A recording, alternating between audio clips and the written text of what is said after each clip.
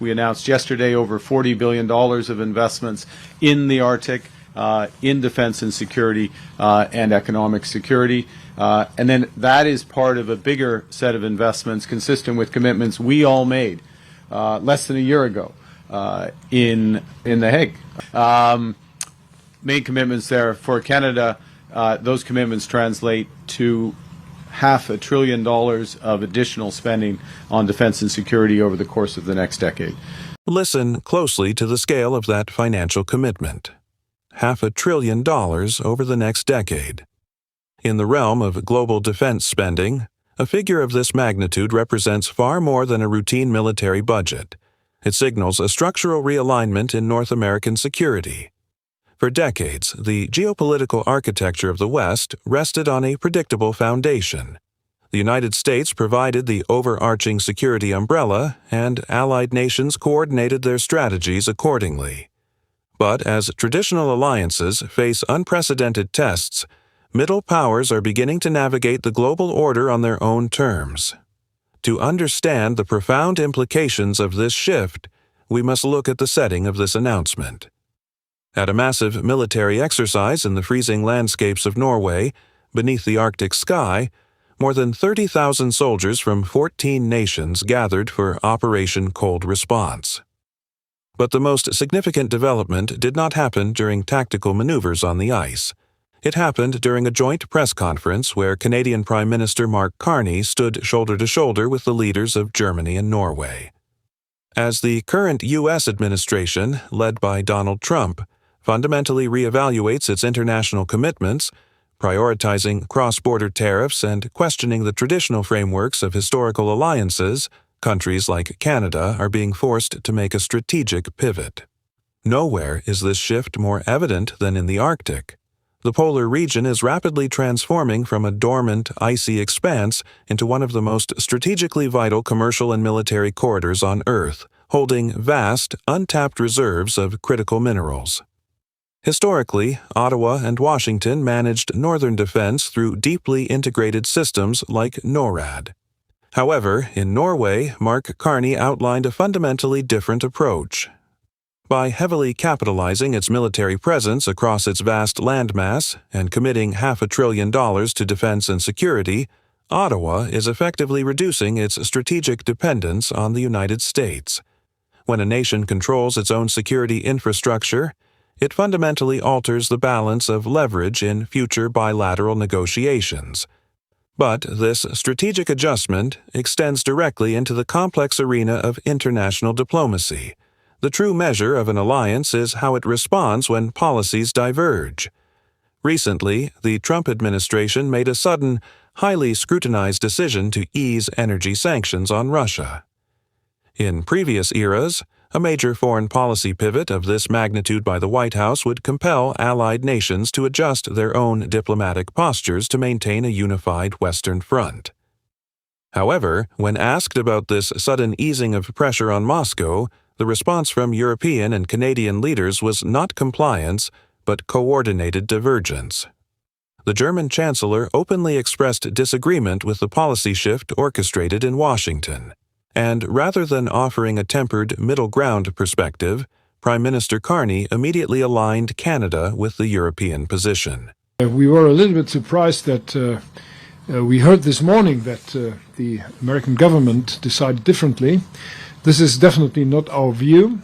We are sharing the 6 out of 7 that this should be not the case because Russia is benefiting from that.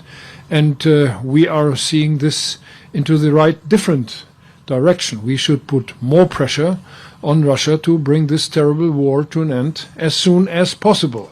And that's the reason why we are having a different view on this decision, which was obviously taken in D.C. last night. Yes. I'll just reinforce that. Entirely agree. Canada's position is to maintain sanctions on Russia, maintain sanctions including on the Shadow Fleet, which is moving this oil. That public commitment to maintain sanctions, particularly targeting the Shadow Fleet moving Russian oil, marks a significant diplomatic separation from the United States. It demonstrates that Canada and its European partners are increasingly willing to build independent coalitions to enforce international norms, even when it means openly opposing a directive from Washington. This approach suggests a new global environment where middle powers convene to protect shared interests rather than waiting for great powers to dictate outcomes. This growing independence in foreign policy naturally leads to the most pressing issue in current U.S.-Canada relations: the economy. The Trump administration's trade strategy heavily relies on economic leverage, primarily through Section 301 investigations and the threat of broad cross-border tariffs. The underlying objective is to encourage domestic manufacturing within the United States while placing considerable pressure on the economies of major trading partners. The critical question for global markets is whether Canada's economy can sustain its growth trajectory while managing this intense protectionist pressure. During the press conference, a reporter directly asked Carney about the validity of U.S. labor investigations and recent job market reports, pointing to the friction between the two nations. Rather than offering a purely diplomatic defense or expressing concern over the investigations, the Prime Minister responded by placing the labor statistics of both nations side by side. As you know, Trump has ordered a 301 investigation into major economies, including your own, alleging unfair labor practices. My question is, do you think that is valid? And Prime Minister Carney, if you'll allow me to double barrel a question in the rain, but many Canadians are probably looking at that latest job report with some worry, some 84,000 jobs lost, the worst in years. What does that say about your handle of things? Okay, well, maybe I'll start, so I'll get rid of the both elements of it. Look, if you look at the performance of the labor market over the course of the last 6 months, we've created over 80,000 jobs net over the last 6 months. The United States has created 6,000 jobs. Okay, the United States, 11 times the size of our economy. 80,000 net jobs created in Canada compared to 6,000 in the United States over the same 6-month period. When viewed through an objective economic lens, these figures highlight a stark divergence in trajectory. Despite the implementation of aggressive tariff policies aimed at bringing capital back to the United States, the American labor market in this specific context shows significant stalling. Conversely, the Canadian economy, despite being a fraction of the size of its southern neighbor, is demonstrating structural resilience. What these data points suggest is that the traditional mechanics of economic coercion may be losing their effectiveness. By diversifying trade relationships and aligning with international partners, Canada is systematically insulating its economy from policy fluctuations in Washington. The events in Norway reveal a broader geopolitical narrative. Whether it is through a $500 billion defense strategy, a coordinated stance on international sanctions, or undeniable economic data, Canada is stepping into a new role on the world stage. It is a posture defined by calculated independence, resilient partnerships, and a quiet refusal to be heavily leveraged.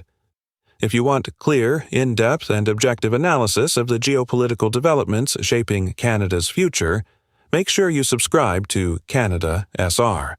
We break down the trade deals, the policy shifts, and the real impact of every strategic move. Turn on notifications so you never miss an update. Do you think Canada's growing global partnerships will permanently shift the balance of power in North America? Let us know your thoughts in the comments.